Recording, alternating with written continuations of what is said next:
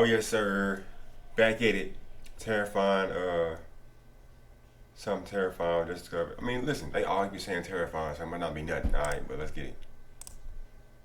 The national parks of America are some of the most spectacular and strange natural reserves in the world. The vibrant terrain, biodiversity, and unique geological features of these mesmerizing reserves attracts millions of tourists every single year. And the Grand Canyon is hands down the most famous of these places. This is a map of Arizona, and in the northwest of the state, you can see the immense canyon cut out in the high plateau of the Colorado River. This steep-sided canyon is approximately 5 to 6 million years old and occupies the southwestern portion of the Colorado Plateau. Along with the astonishing flora and fauna, this ancient wonder is also a keeper of many strange geologic and historic secrets that are slowly revealing themselves. The Grand Canyon is about 446 kilometers long and around 18 kilometers wide. It attains a depth of over 1,857 meters. The canyon and its adjacent rim are contained within the Grand Canyon National Park, the Kaibab National Forest, Grand Canyon Parish National Monument, the Hualapai Indian Reservation, the Havasupai Indian Reservation, and the Navajo Nation. American President Theodore Roosevelt played a major role in ensuring the preservation of the Grand Canyon area. He visited it on several occasions to enjoy the scenery and to hunt. The Colorado River and its tributaries, cutting their channels through layer after layer of rock, have exposed around 2 billion years' worth of Earth's geological history. Some theories regarding the incision of the canyon are disputed.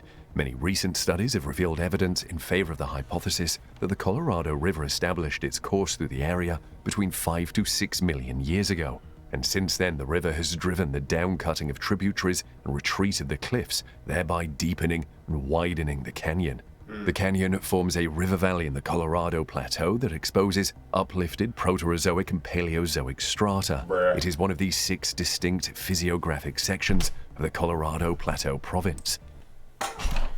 Look at that map.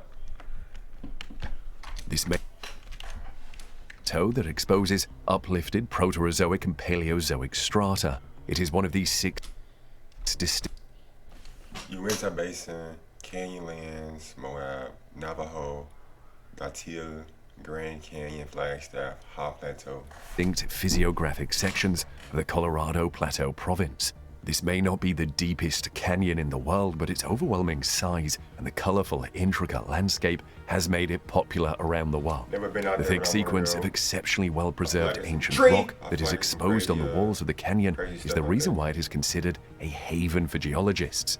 These rock layers have recorded and preserved much of the early geologic history of the North American continent. The uplift associated with mountain formation caused their sediments to move thousands of feet upwards and create what we now call the Colorado Plateau. This high elevation is also the reason behind greater precipitation in the Colorado River drainage area. However, it's still not enough to keep the area from remaining semi-arid. Temperatures on the northern rim are lower than those on the southern rim because of the greater elevation, but heavy rains are common on both rims during the summer seasons. The first people known to live in the Grand Canyon area were the ancestral Puebloans, a Native American culture centered on the present-day Four Corners area of the USA. They're also called the Anasazi, but the Puebloan people consider the term derogatory as it's Navajo for enemy ancestors or alien ancestors.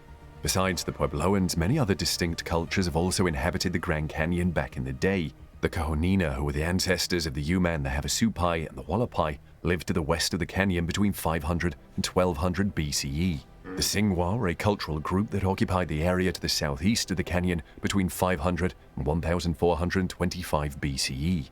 In the mythology of some Third Mesa Hopi communities, this canyon was the location where humankind arose out of the Third World from Sipapu.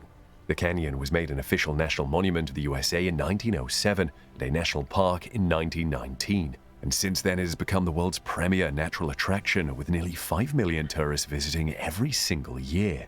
But besides the tourists, archaeologists, historians, and geologists also find themselves intrigued by the strange discoveries being made in this. Y'all be thinking like a lot of those people, archaeologists, geologists, and what did he say? Scientists, I think. Historians.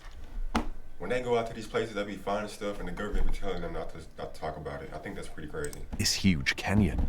One of these were strange tracks left by an ancient animal that were discovered by Alan Krill, a Norwegian geology professor. He found the imprinted tracks in 2016 while leading his students along the Angel Trail on an annual field trip to this natural reserve.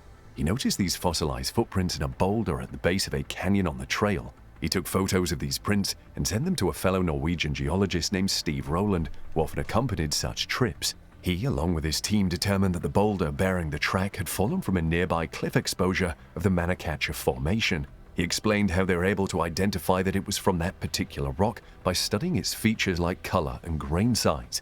And because they knew the origin of the rock, it allowed researchers to date these tracks. As a result, they found out that a huge creature resembling a modern-day lizard crawled up a coastal sand dune in the Grand Canyon. Wow. A little while later, a light dew wetted the tracks and Y'all think they really gonna bring back dinosaurs?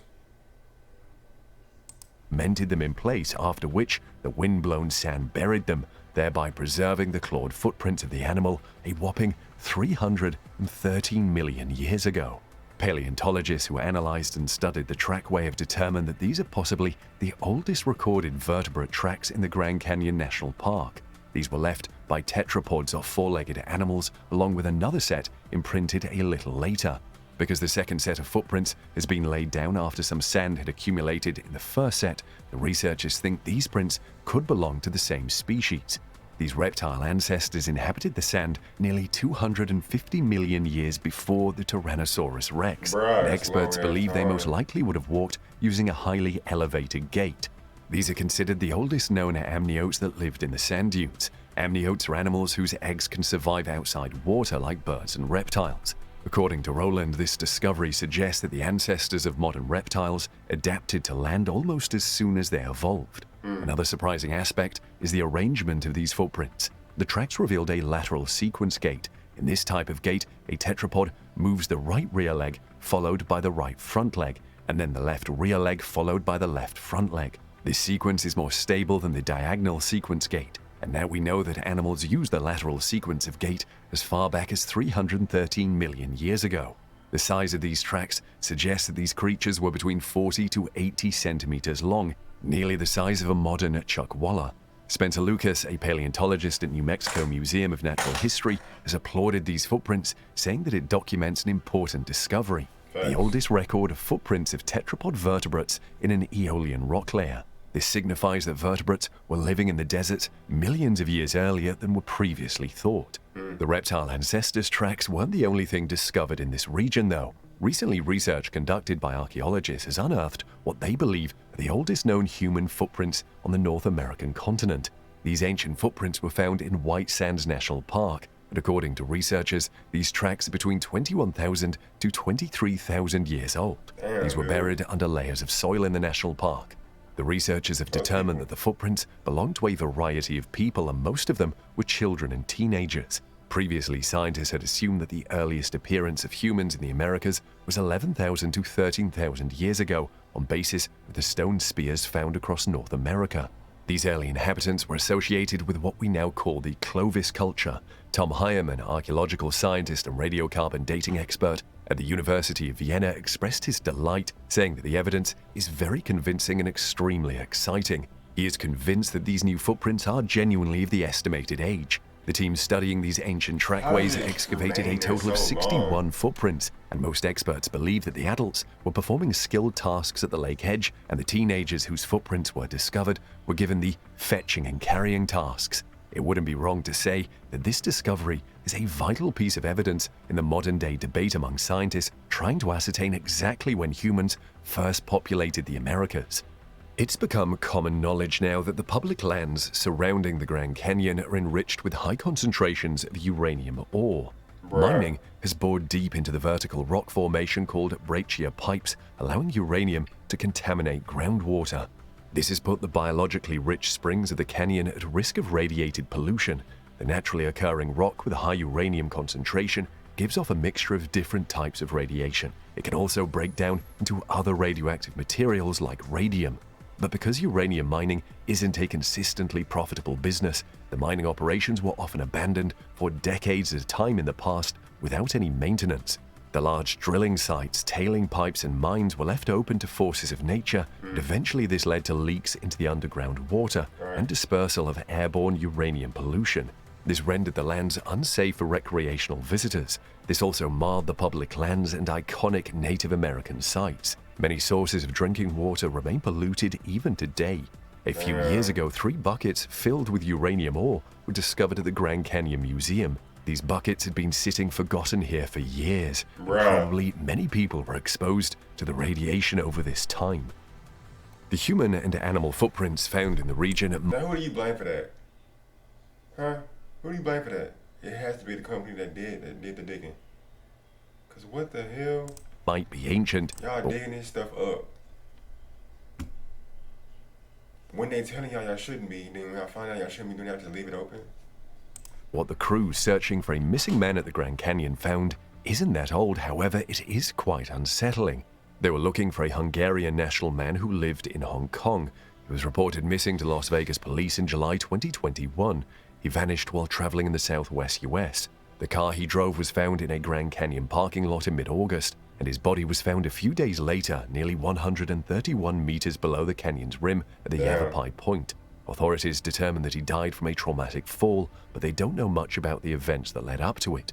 But it wasn't this man whose dead remains that shook the search parties. Instead, it was the remains of another person named Scott Walsh, who had vanished back in 2015. Scott was last seen getting off a shuttle bus for the park's south rim. His clothing reportedly blended in with the surroundings, and the body was positioned in a way that it was almost undetectable. Scott's body was luckily spotted during an aerial search for the Hungarian man. It was found about 182 meters below the Pipe Creek overlook, nearly 4.8 kilometers from where Walsh's day pack was found in 2015. The canyon is often referred to as a layer cake of geological history, with rocks neatly stacked upon one another exactly as they were laid down millions of years ago. But deep inside the canyon, there's a massive gap between the rock layers, representing about 1 billion years in some places. It's called the Great Unconformity. And the strange thing is that this Great Unconformity has been documented in rocks around the world. According to a doctoral geology student named Barrett Peak, there are lots of unconformities that are observed locally in different places, but it's quite rare to come across one that represents the same kind of gap in time from more than 1 billion years ago. Barra and her team have found out that these rock layers were lost during a tectonic upheaval caused by the breakup of a supercontinent. However, the reason for the presence of the Great Unconformity is different in every place. The age of the Grand Canyon's Great Unconformity is known from the rock layers above and below the gap. Peak and her colleagues were more interested in the time when the rocks were supposedly cooling down. This is because deeply buried rocks are exposed to high pressure, high heat conditions. But cooling suggests these rocks are being exhumed or being brought closer to the surface as the rocks above them disappear because of erosion. In order to date the erosion, they studied the helium trapped within the mineral zircon in the rock. They also found that the time when the rocks were swept away varied in different parts of the area, as the western reaches of the canyon cooled around 200 million years earlier than the eastern part. The size of this Great Unconformity also varied across the canyon, with the gap being smaller in the east. At its smallest, the gap covers around 250 million years, and at its largest, 1.2 billion years of rock is unaccounted for. The overall picture indicates that the western half of the Grand Canyon rose to the surface nearly 700 million years ago, while the eastern half surfaced closer to 500 million years ago. But within this broad picture, there are differences of tens or hundreds of millions of years in spots a few dozen miles from each other. How did this come to happen? And where did the 1 billion year worth of rock history go?